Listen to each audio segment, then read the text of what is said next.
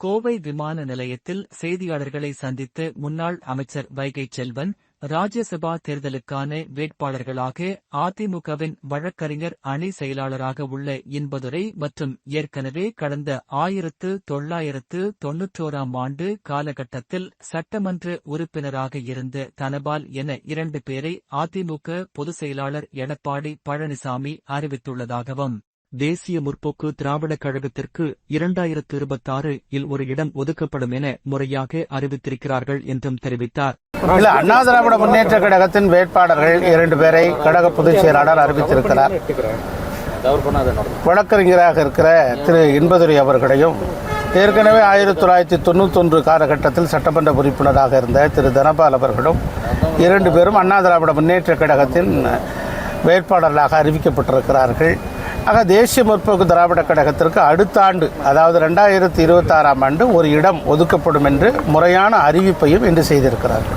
இன்னைக்கு அதிமுக தரப்புல தேமுதிக கூட்டணியில் இருக்கு அப்படின்றாங்க. ஆனால் தேமுதிக பொறுத்த வரைக்கும் நாங்கள் ஜனவரியில தான் அறிவிப்போம் அப்படின்றாங்க. அது அவங்களுடைய இல்லை, இதுவரையும் தேசிய முற்போக்கு திராவிட கழகம் கூட்டணியில் தொடர்ந்து கொண்டுதான் இருக்கிறது.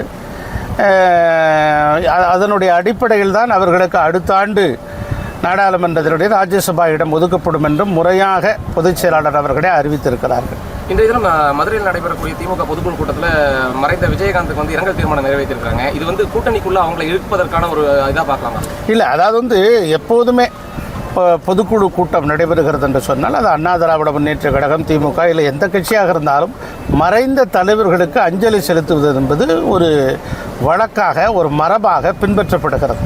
ஆக அதனுடைய அடிப்படையில் தான் அவ்வாறாகத்தான் அவர்கள் நடிகர் விஜயகாந்த் அவர்களுக்கு அஞ்சலி செலுத்தியிருக்கிறார்கள் என்று நாம் கருத வேண்டும். ராஜ்யசபா சீட்டு உங்களுக்கு வரும்னு எதிர்பார்த்திருந்தீங்களா? நீங்க ஏதாவது கேட்டிருந்தீங்களா சம்பந்தமா? இல்லை, அது குறித்து கட்சி என்ன முடிவு செய்தோ அதை பின்பற்ற வேண்டியதான் கட்சியினுடைய தொண்டர்களுக்கு அழகு. இந்த அறிவிப்பை பொறுத்த வரைக்கும் உங்களுக்கு ஏதாவது நமக்கு வரலை அப்படின்னு ஏதாவது ஏமாற்றங்கள்? இல்லை, அப்படி இல்லை. அண்ணா திராவிட முன்னேற்ற கழகத்தின் தொண்டர்கள் 2 கோடி பேர் இருக்காங்க.